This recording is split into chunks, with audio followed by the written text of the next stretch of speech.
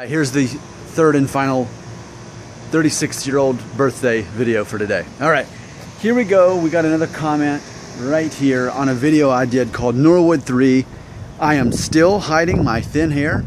And the person who commented, I like this name a lot, by the way. It's Supreme Kimchi.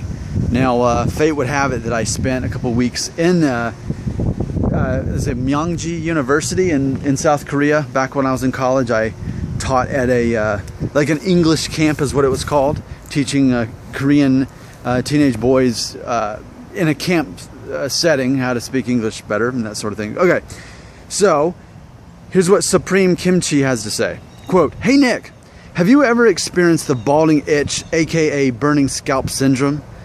End quote. He goes on to say, "I keep getting this tingling itch all over my head and constant shedding of thin or thinning hairs. I hope this is Telogen Effluvium. However, it seems to be getting worse. By the way, your hair still looks great." Well, thank you, Kimchi, Supreme Kimchi. I appreciate it. Thank you. I actually had never heard of this before, so I Googled it, and I think it brought up the Wikipedia. So let me find out exactly what this even is, and then maybe people in the comments can, learn from each other on, what this is all about. So Telogen Effluvium actually is a scalp disorder characterized by the thinning or shedding of hair resulting from the early entry of hair in the telogen phase. Emotional or physiological stress may result in an alteration of the normal hair cycle and cause the disorder, with potential causes including eating disorders, fever, childbirth, chronic illness, major surgery, anemia, severe emotional disorders, crash diets, hypothyroidism, and drugs. Okay, so now we know what that is. And if you read the full comment of what Supreme Kimchi had said, he basically, I think, had kind of pointed out the fact that he has gone through some major, maybe psychological issues that kind of lined up with this. And so that's why he's, at the end of the comment, he says, "I hope it's just this."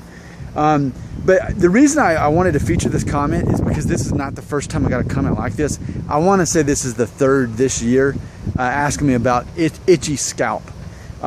So really I want to create this video so that people watching can sort of use this as a like a message board or whatever, so they can discuss in the comments about it and learn from each other and help each other.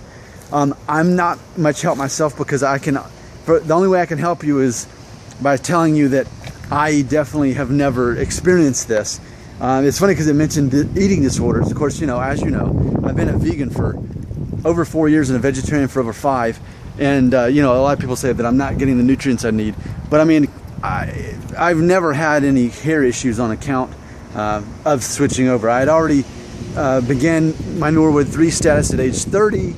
And that's when the thinning started too. But I wasn't a vegetarian until later, like a year or so later. So there's no connection there for me personally. I've never had an itchy scalp, especially not with hair loss. This is probably irrelevant, but I'm just going to say it anyway. As you know, being a vegan, I'm a very natural, healthy kind of guy. And so I'm very particular about what soaps and shampoo I use.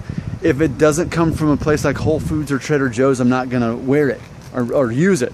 So you're not going to find me using the mainstream stuff that you might get at Walmart. I pay more for the stuff, but it's made out of essential oils and things like that. So, but I will say, before I switched over a decade or so ago, when I would just use whatever they had at Walmart, I definitely had skin issues, and it wasn't necessarily my hair, but it was just all over. Like, my body couldn't handle the chemicals they put in there. So this may sound like an uncool answer for me to say, but if you haven't considered it, I definitely suggest switching to some kind of natural shampoo that may cost more money, but that doesn't have something called sodium lauryl sulfate in it. Sodium lauryl sulfate. That itself was what triggered my skin issues in particular. So when I switched to a soap without those, it definitely helped. So that's what I would suggest to you now. Obviously I'm not any kind of medical expert, but I would say definitely switch to that natural soap that doesn't have sodium lauryl sulfate in it. That's the first thing I know to tell you. But no, I can't personally relate to you in the same way that you're describing to me, hopefully people will, over the next several weeks, find this video and help each other out by giving each other advice that all suffer from this condition in the comments, and you can learn from each other. So again, I may be of little help other than telling you to switch to a natural shampoo, but hopefully other people can help you out. Thanks for leaving that comment.